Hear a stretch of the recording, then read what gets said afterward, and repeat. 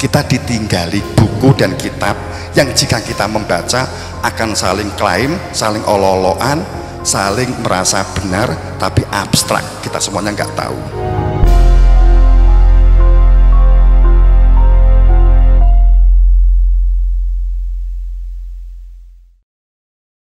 Ada satu kitab yang selama ini diabaikan, namanya kitab Al-Filah, dan Al-Filah itu Sajaratul Akbar. Itu ada kitab ini sayang tidak berada di Indonesia, padahal itu adalah karangan Shalafus Sholeh, karangannya para leluhur kita, dengan menggunakan bahasa Arab memang, tapi terjemah Inggris sudah ada, terjemah Indonesia juga sudah ada. Saat panjenengan mengetahui informasi tentang benih, tentang tanah, tentang pertanian, peternakan, kita tangkap, maka ini kita sebut sebagai pengetahuan atau knowledge atau wawasan. Ini kita sebut sebagai pengetahuan, kan begitu. Saat sesuatu berita yang bersifat pengetahuan, informasi ini kita tangkap menjadi pengetahuan bagi kita. Saat kita itu belum menyerap, itu adalah wawasan atau wacana yang beredar. Saat kita menangkap menjadi pengetahuan bagi kita, apakah ini sudah disebut ilmu? Ada perbedaan knowledge dan ada perbedaan science. Nah, ini ya kita berpikir sedikit begitu aja ya, tafakur sedikit begitu. Kemudian saat berita atau informasi yang kita terima ini tidak bersentuhan dengan indera kita, atau kita tidak mengalami sendiri, maka ini disebut wawasan atau pengetahuan itu sendiri. Ngeten, moga-moga paham maksud saya. Jadi kalau kita membaca pertanian di daerah, umpamanya di Jawa Timur, ada keserang penyakit, ada hama, kita membaca. Karena kita nggak mengalami sendiri, dan kita nggak melakukan analisa, kita melakukan sintesis, kita nggak tafakur, katakanlah demikian, maka ini disebut wawasan atau pengetahuan bagi kita. Kan makatan. Perbedaannya dengan ilmu di sini.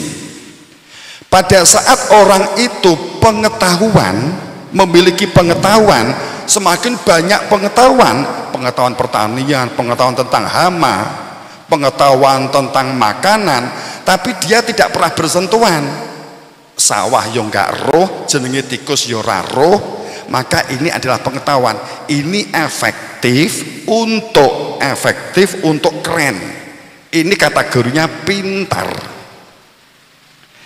Pintar biasanya begitu. Jadi uang pintar itu nggak membutuhkan cerdas. Pintar itu informasi yang kita serap di dalam otak, bisa kita bicarakan, kita diskusikan kepada orang lain. Nggak perlu adanya solusi. Ini namanya adalah knowledge, pengetahuan. Kan ngatan. Setiap kali ada pengetahuan baru, langsung kita berpikir, wah itu pengetahuan, dikira solusi. Makanya sekarang, kenapa? Akhirnya terjadi akumulasi ambigu, kebingungan di kita. Karena banyaknya wawasan atau pengetahuan yang tidak tertransfer, tidak berbentuk menjadi ilmu. Kan gitu. Sing akeh ki wong pengetahuan atau orang berilmu. Kan gitu. Semakin banyak orang berilmu, seharusnya utul ilmu darujah, tentrem, adem, ayem, gak enak masalah. Kan ini kan salah satu jawaban begitu. Tapi pada saat tentang ilmu, apa itu ilmu? Quran menyebut ilmu, jenengan bisa buka di KBBI, jenengan bisa buka di Kitabul Ilmu juga ada, bahwa yang disebut ilmu itu adalah mengetahui, mengenal hakikat sesuatu. Itu saat berbicara tentang ilmu. Unsurnya analis, tafakur, muhasabah, mengkoreksi, mengevaluasi, itu pada saat berbicara tentang sains atau ilmu. Tapi daripada saya panjang lebar nanti kok ya wong kuliah, saya hanya katakan demikian saja. Kalau Anda bertanya tentang seseorang, ya umpamanya tanya kepada Mas Fulan, Ustadz Fulan, Mas Fulan, Pak Fulan, apa yang dimaksud dengan kopi? Kemudian Pak Fulan menjawab, kopi adalah menurut Lampung begini, menurut NTT begini, menurut Brazil begini, menurut Aceh begini, menurut Jakarta begini, menurut ahli begini. Maka pada saat itu si fulan dapat menjabarkan berbagai merek, berbagai model dan pola definisi dari masing-masing tentang kopi. Kemudian kowe takok neh, Mas Fulan, apa tujuannya kopi?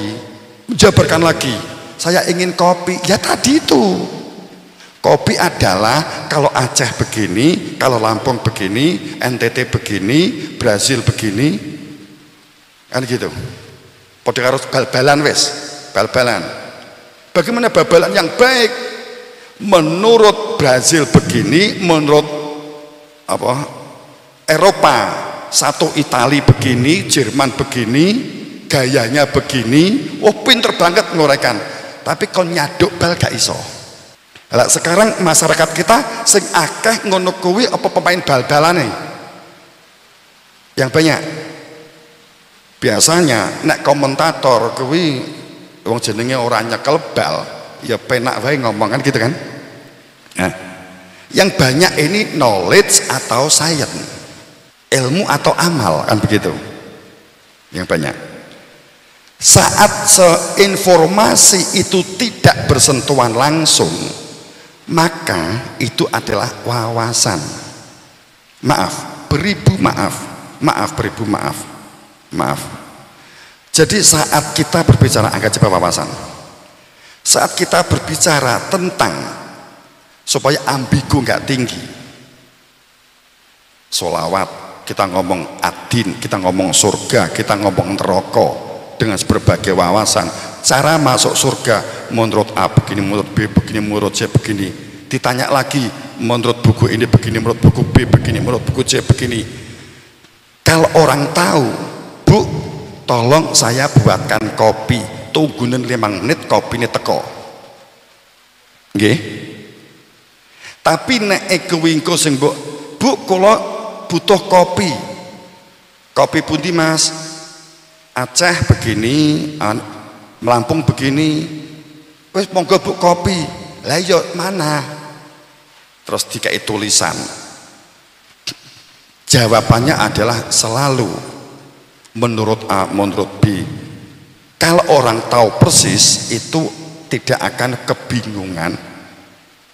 Sifatnya akan literasi, bukan referensi, bukan wawasan, bukan wacana. Petani yang diperlukan cerdas, bukan semata-mata cerdas, tidak membutuhkan simbolik, kan gitu. Tapi kalau orang pinter membutuhkan ini, aku mbien mbok sebut kiai. Tapi ini orang cerdas nggak membutuhkan ini. Kowe nek di sawah nganggo tes petani cerdas, maka dia akan terjun ke sawah dan tahu benihnya yang sedang ditanam itu apa, jenis tanahnya apa, bakterinya yang kurang apa. Jika dilihat ini tanahnya agak kurang katakanlah kering, berarti ini basah. Terlalu basah banget, jembrek, berarti asam. Kok dilihat seperti ini, berarti kurang bakteri air. Kok begini, berarti kurang bakteri patogen, mungkin kebanyakan, dan seterusnya umpama. Orang yang cerdas akan bisa bersikap dan dia dapat membuat keputusan. Tapi orang pinter kebingungan mencari referensi. Itu perbedaannya antara orang pengetahuan dan orang wawasan dan orang yang berilmu. Perbedaannya di sini. Jenengan pengen jadi petani cerdas, menjadi orang cerdas, atau cukup menjadi orang pinter, kan gitu. Kalau kamu main politik, yang diperlukan orang pinter, bukan orang cerdas. Tapi kalau orang tani, seharusnya adalah orang cerdas, bukan semata-mata orang pinter. Orang pinter membutuhkan pakaian, membutuhkan seragam, membutuhkan pencitraan. Tapi orang cerdas tidak membutuhkan itu semua. Itu perbedaannya. Sekarang saya tanya, jenengan pengen mlebu surga? Pengen pinter surga apa cerdas surga? Kan gitu. Nah, ini kan jadi masalah. Kalau jenengan tanya kepada saya, bagaimana cara masuk surga? Saya akan menjawab, menurut Imam Syafi'i begini, Imam Hambali begini, Hanafi begini. Saya jawab satu persatu. Pasti jenengan mengatakan, Pak Yai cerdas. Saya mongkok, saya bangga. Kan gitu. Sayangi jenengan ya wis marem. Saya juga bisa baca Pak Yai, kan itu seharusnya. Kenapa? Watabi sabila man anaba ilaya. Mutlak Anda harus bertanya dan mengikuti orang yang tahu persis anaba, yang telah menyatakan kembali, baru kamu ikuti. Surat itu jelas kan gitu. Akal yang telah Allah letakkan di dalam kepala, jika tidak digunakan, murka Allah besar bagi mereka yang tidak menggunakan akal yang telah saya berikan. Ayatnya begini,